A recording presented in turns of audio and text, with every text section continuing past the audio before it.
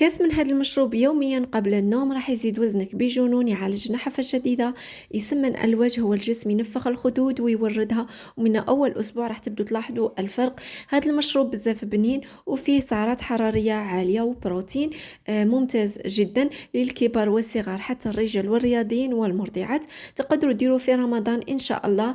يعني تشربوه في السحور وراح يعطيكم الطاقة والنشاط ويخليكم تصوموا طول اليوم بدون جوع، وفي نفس الوقت راح يعاونكم في زيادة الوزن. بسم الله، مرحبا بكم على قناة حواء ديزا تيفي. شجعوا الفيديو بجيم وتعليق وبارتاجوا الفيديو مع صديقاتكم وشكرا. راح نحتاج كاس حليب، حنضيف ملعقة كبيرة تاع حليب بودرة أو حليب لحظة ولا حليب نيدو.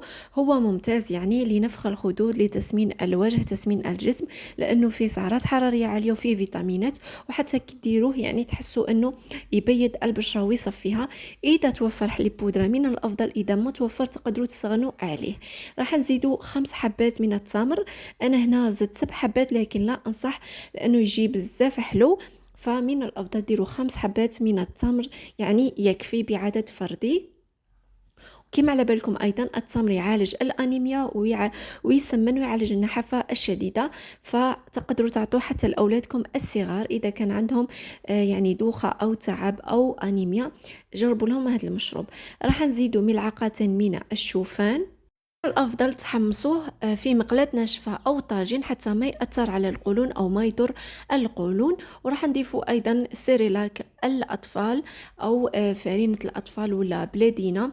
المهم عندها بزاف اسموات. المهم هذه سيريلاك تاع الصغار تنباع في الصيدليات، دير 38 ألف وقيلة. نصحكم بسيريلاك تاع القمح لأنه هي اللي تسمن وفيها سعرات حرارية عالية. كاين بزاف، كاين سيريلاك يعني النوع تاع بالفواكه، كاين بالعسل، يعني فيها انواع. انا ننصحكم تدو تاع القمح.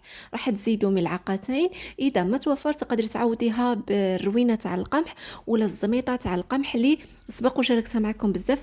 روينه تاع القمح مصنوعه من القمح والحمص، ينقوهم يحمصوهم ويطحنوهم، تلقوها تباع عند العشاب. اذا ما توفر يعني سيريلاك.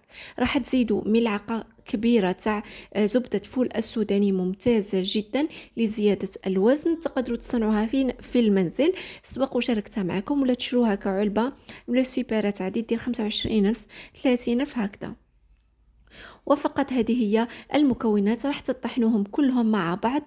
اذا بغيتوا تزيدوا في هذا المشروب حبه موز من الافضل، راح تزيدوا في السعرات الحراريه، ولا تقدروا تزيدوا حفنه تاع لوز او مكسرات، ولا ديروها كما درتها انا، اختياري. هي كل ما راح تزيدي لها سعرات حراريه فقط. راح تخلطي بالميكسر ولا خلاط كهربائي، تتحصلي على مشروب كما هذا. تشربي كاس قبل النوم في الايام العاديه. اما بالنسبه في رمضان ان شاء الله كاس في السحور، واذا كنتي ناقصه بزاف تقدري تشربي كاس ايضا بعد الفطور.